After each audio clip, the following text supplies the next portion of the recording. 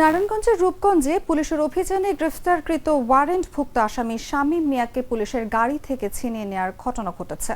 সোমবার রাত 2:30টার দিকে চনপাড়া পুনর্বাসন কেন্দ্র এলাকায় এই ঘটনা ঘটে। শামীম মিয়া কয়েতপাড়া ইউনিয়নের চনপাড়ার বাসিন্দা এবং স্থানীয় যুবদলের সিনিয়র যুগ্ম আহ্বায়ক হিসেবে জানা যায়। পুলিশের দাবি, তার বিরুদ্ধে হত্যা, মাদক, অস্ত্র ও পুলিশের উপর হামলা সহ একাধিক মামলা ও ওয়ারেন্ট রয়েছে।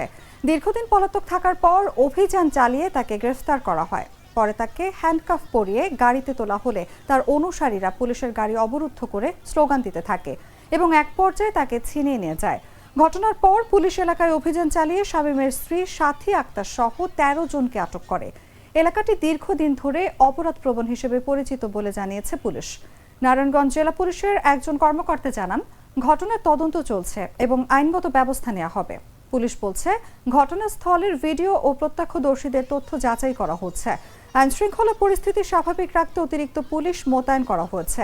স্থানীয়দের শান্ত থাকার আহ্বান জানানো হয়েছে। ঘটনাটি ঘিরে এলাকায় উত্তেজনা বিরাজ করছে এবং পুলিশ পরিস্থিতির নিয়ন্ত্রণে রয়েছে। তদন্ত শেষে বিস্তারিত জানানো হবে বলে জানিয়েছে কর্তৃপক্ষ। ঘটনাটি গুরুত্ব সহকারে দেখা হচ্ছে, পুলিশ জানায়। আবার